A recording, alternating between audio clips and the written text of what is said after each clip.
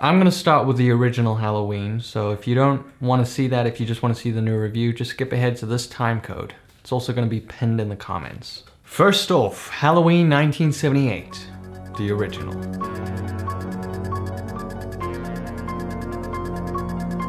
This one is directed by John Carpenter, who's known for stuff like The Thing, but who's also made stuff like Dark Star. I think I've figured out a way.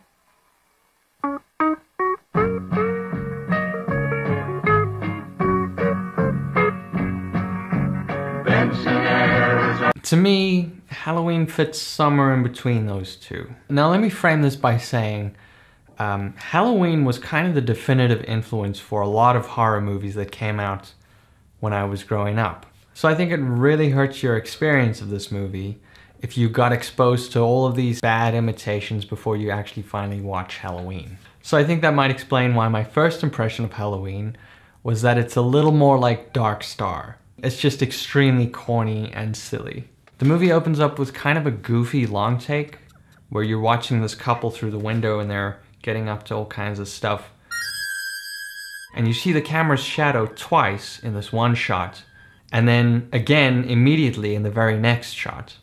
And that second shot is literally a 30-second long crane up shot where all of the actors are standing perfectly still for 30 seconds just waiting for the director to say cut.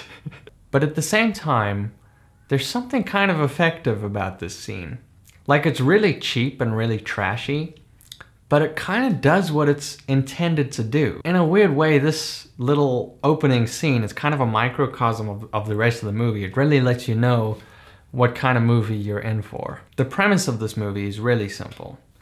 Michael Myers is this mental patient, and he escapes, and he returns to his hometown on Halloween night, and he starts picking out victims. You see most of it from the perspective of this local high school student, Laurie Strode, played by Jamie Lee Curtis. She's a high school girl with a couple of friends who are all babysitting on Halloween night and getting up to all kinds of weird stuff. God's sake! Shit! How would you deal with this small spell?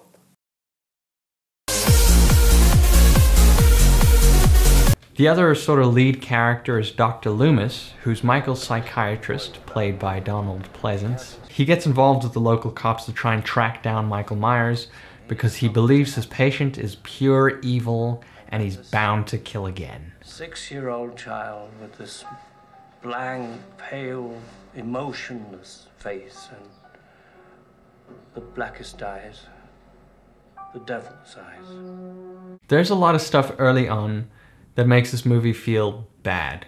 Cheesy moments, things that just don't make sense on screen, and my favorite, the absolutely atrocious acting. Having fun? Never mind, I'm sure you are. One actress in particular is just so bad. But this isn't a bad movie. It's actually kind of a good movie.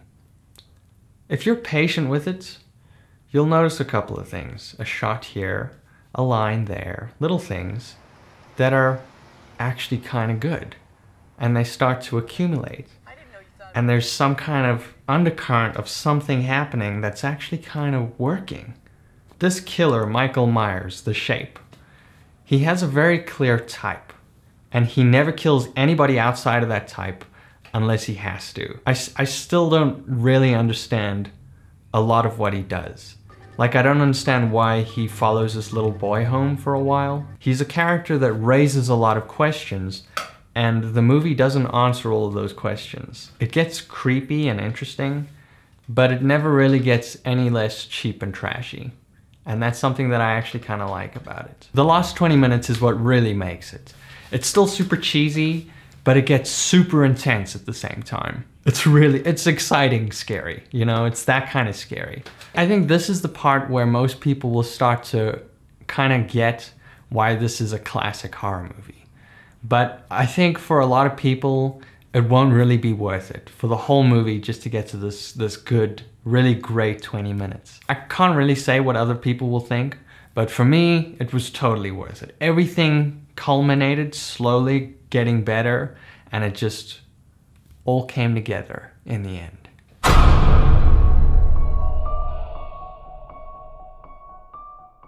I got to see this movie in nearly perfect conditions. On the big screen, a theater full of people, without any dumb 3D glasses. Everybody was quiet and respectful, but everyone was excited to see it. And I got to see it with my girlfriend, who'd seen the previous Halloween with me just the week before. So, perfect conditions. Oh, by the way, this is my girlfriend. It's time you guys met. Say hi to my internet friends.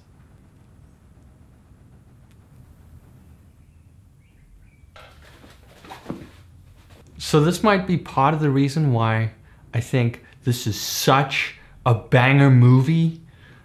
Like, the trailer did not prepare me for how good this would be. I keep coming up with excuses in my head for why I must be wrong about how good this movie is. In case you don't know, there have been a lot of Halloween sequels. And this movie is ignoring all of those sequels and acting as a direct sequel to the original movie. He was shot by his own psychiatrist and taken into custody that night. And has spent the last 40 years in captivity. It starts with these two journalists, podcasters, and they're doing this whole episode on Michael Myers. So they visit Laurie Strode, and her character is easily one of the best decisions in this movie. I've waited for him. Get out of the room! Get inside!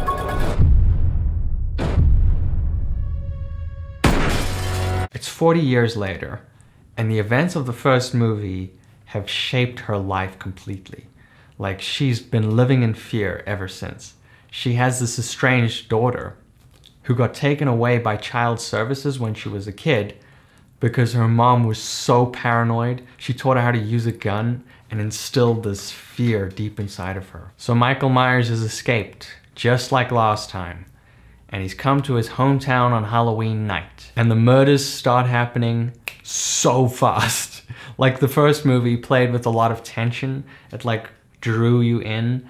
This movie just goes right into it. Like, there's this one long take of Michael Myers walking out on Halloween amongst the children and just walking into people's backyards and going into their houses. But don't think that any of this makes the movie feel rushed, because it doesn't. Every death in this movie is an absolute set piece. You feel every second of it, and you feel the weight of this person's death. But there are also these insightful character moments each time. It actually reminded me a little bit of movies like Blue Ruin, just in the sense that it's a really simple premise, a very simple plot. It's not over stylized, but it's really weighty, and the violence is always dark and gritty. Michael's MO, the way he kills, is a little different. They expand just enough so that it's not the same as the original Halloween. And the way they expand will mess you up, son. One of the very first deaths is at this filling station. You kind of see Michael all blurry in the background and the characters don't see him. He does something really messed up to somebody behind the counter. And then there's a struggle. And it's such a weird scene because one of the characters like kind of does something embarrassing. They like bump their head. And it's almost funny, like you want to laugh, but the scene is so intense that you don't want to laugh because it's too, oh. That kind of weird mix, that's like next level stuff to me. A lot of death on screen doesn't necessarily have any effect on you if the characters aren't good. And luckily the characters are good. A lot of them are kind of like archetypes, but they're just off type enough that they actually feel like somebody you could know, you know? Like real high school students or a real suburban family. One of the leads in this movie is Laurie's granddaughter. And she kind of keeps in touch with Laurie. She has like little exchanges with her sometimes against her mother's wishes. And so there's this kind of weird, interesting dynamic amongst the three of them. And you find out it actually makes perfect sense that Laurie isn't allowed at any of their family functions or anything like that anymore, because she's completely socially inept, almost. She doesn't even realize that she's being weird and she's ruining the whole thing.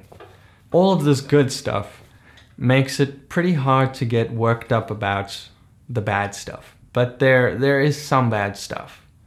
One standout thing is this moment where Laurie meets the new psychiatrist. She looks at him and she says, "Oh, you're the new Loomis," in kind of a little wink to the audience, which is just, it's actually so out of place in this movie. It doesn't fit. Not only that, but in the context of this movie, it actually makes it seem like there's something really wrong with her, because this is happening outside a crime scene, and she's saying this to a psychiatrist. There's something broken in your head if you can say something like that to somebody about somebody who's died while you're outside of a crime scene and the reality of death is so present.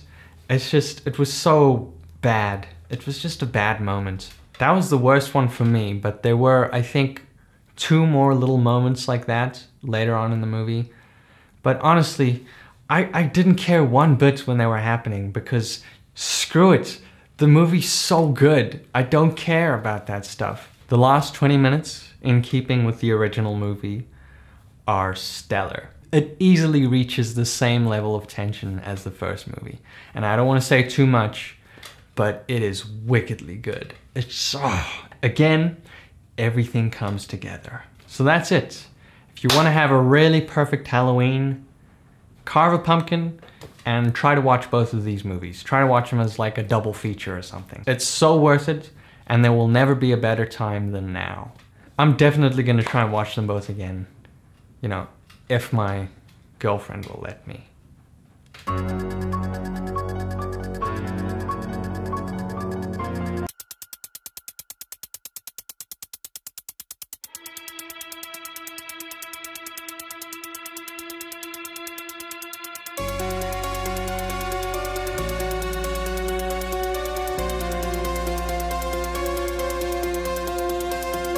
Eye contact.